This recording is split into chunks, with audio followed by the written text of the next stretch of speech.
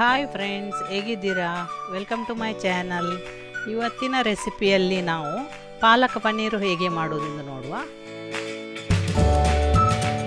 ಪಾಲಕ್ ಪನ್ನೀರ್ ಮಾಡಲು 400 ಗ್ರಾಮ್ಸ್ನಷ್ಟು ಪಾಲಕ್, ಇದನ್ನು 2-3 ಸಲ ತೊಳೆದಿಟ್ಟುಕೊಳ್ಳಿ. ಸಣ್ಣಗೆ ಹಚ್ಚಿದ ಒಂದು ಮೀಡಿಯಮ್ ಸೈಜ್ ಈರುಳ್ಳಿ, 2 ಚಕ್ಕೆ, 2 ಲವಂಗ ಹಾಗೂ 2 ಏಲಕ್ಕಿ, 2 ಸ್ಪೂನಿನಷ್ಟು ತೆಂಗಿನ ಎಣ್ಣೆ, ರುಚಿಗೆ ಬೇಕಾಗುವಷ್ಟು ಉಪ್ಪು, 1-1.5 ಇಂಚಿನಷ್ಟು ಶುಂಠಿ, 4-5 ಹಸಿಮೆಣಸಿನಕಾಯಿ, ಸ್ವಲ್ಪ ಬಟರ್ ಹಾಗೂ ಸ್ವಲ್ಪ ಹಾಲಿನ ಕೆನೆ ಹಾಗೂ ಬೇಕಾಗುವಷ್ಟು ನೀರು, ಇಷ್ಟು ಬೇಕು. 150 ಗ್ರಾಮಿನಷ್ಟು ಪನ್ನೀರ್.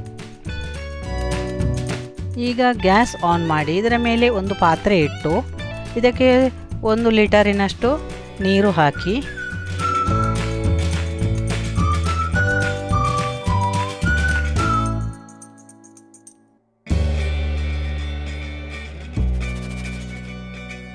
ಈ ನೀರು ಕುದಿ ಬರುವಾಗ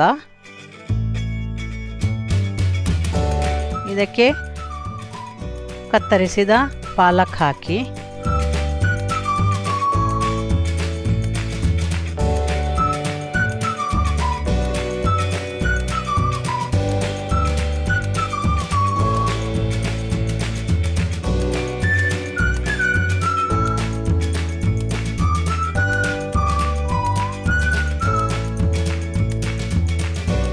ಹಾಗೂ ಕತ್ತರಿಸಿದ ಶುಂಠಿ, 4-5 ಹಸಿಮೆಣಸಿನಕಾಯಿ,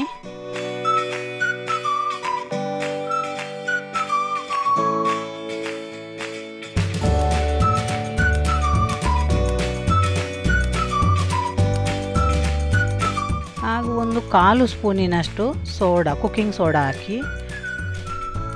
ಇದು ಆಪ್ಷನಲ್, ಅಂದರೆ ಇದರ ಸ್ವಲ್ಪ ಕಲರ್ ಉಳಿತದೆ ಎಂದು ಹಾಕೋದು.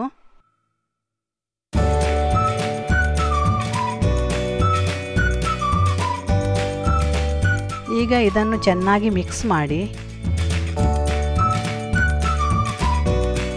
ಇದಕ್ಕೆ ಒಂದು ಮುಚ್ಚಳ ಇಟ್ಟು ಇದನ್ನು ಕುದಿಯಲು ಬಿಡಿ. ಇದು ಕುದಿ ಬರುವಾಗ ಗ್ಯಾಸ್ ಆಫ್ ಮಾಡಿ ಇದನ್ನು ತೆಗೆದು ಇದನ್ನು ಸೋಸಿ ಬಿಡಿ ಹಾಗೂ ಇದನ್ನು ತಣ್ಣಗಾಗಲು ಬಿಡಿ. ಬೇಕಿದ್ದರೆ ಸ್ವಲ್ಪ ತಣ್ಣಗಿನ ನೀರನ್ನು ಹಾಕಬಹುದು.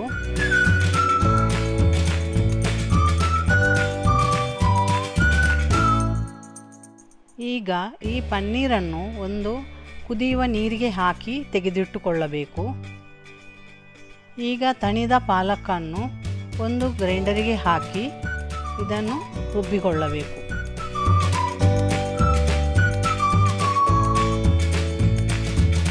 ನಿಮಗೆ ಬೇಕಾದ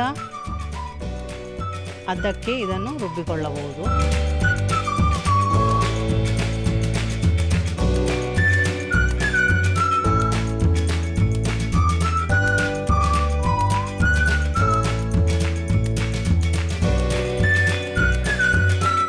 ಈಗ ಒಂದು ಗ್ಯಾಸ್ ಸ್ಟವ್ ಆನ್ ಮಾಡಿ ಇದಕ್ಕೆ ಒಂದು ಬಾಣಲೆ ಇಟ್ಟು ಇದಕ್ಕೆ 2 ಸ್ಪೂನ್ ತೆಂಗಿನ ಎಣ್ಣೆ ಹಾಗೂ 1 ಸ್ಪೂನ್ ಬಟರ್ ಎರಡನ್ನು ಹಾಕಿ ಚೆನ್ನಾಗಿ ಮಿಕ್ಸ್ ಮಾಡಿ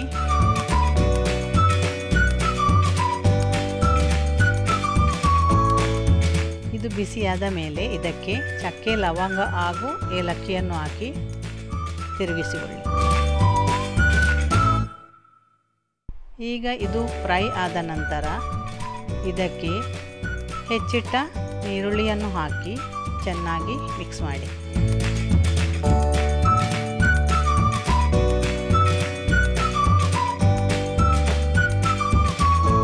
ಇದಕ್ಕೆ ಒಂದು ಮುಚ್ಚಳ ಇಟ್ಟು ಇದನ್ನು ಫ್ರೈ ಆಗಲು ಬಿಡಿ.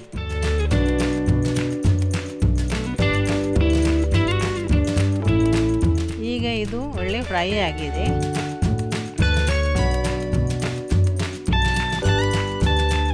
ಈಗ ಇದಕ್ಕೆ ಪಾಲಕಿನ ರುಬ್ಬಿದ ಮಿಶ್ರಣವನ್ನು ಹಾಕಿ ಚೆನ್ನಾಗಿ ಮಿಕ್ಸ್ ಮಾಡಿ.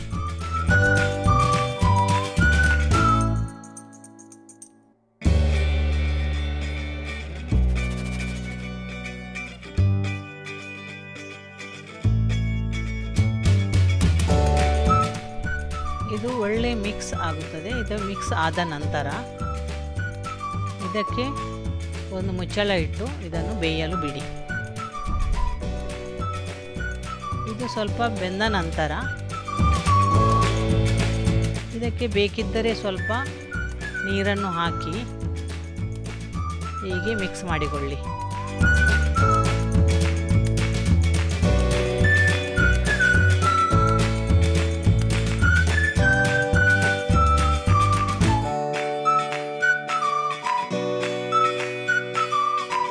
ಈಗ ಇದಕ್ಕೆ ರುಚಿಗೆ ಬೇಕಾಗುವಷ್ಟು ಉಪ್ಪು ಹಾಕಿ.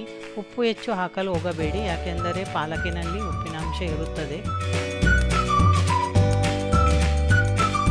ಈಗ ಚೆನ್ನಾಗಿ ಮಿಕ್ಸ್ ಮಾಡಿ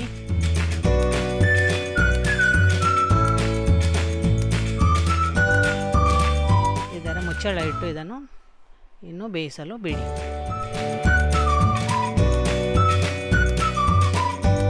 ಇದು ಒಳ್ಳೆ ಬೆಂದ ನಂತರ ಇದಕ್ಕೆ ಬಿಸಿ ನೀರಿನಲ್ಲಿ ತೆಗೆದಿಟ್ಟ ಈ ಪನ್ನೀರನ್ನು ಹಾಕಿ.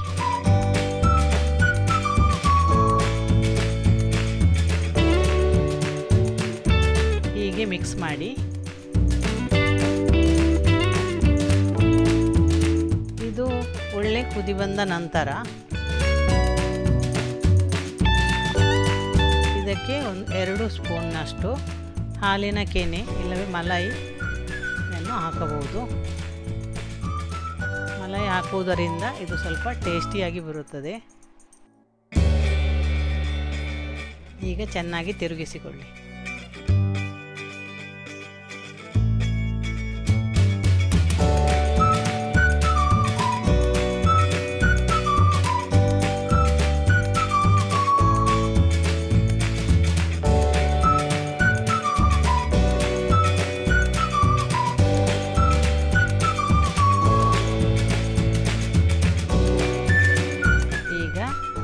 ಪಾಲಕ್ ಪನ್ನೀರ್ ರೆಡಿಯಾಗಿದೆ.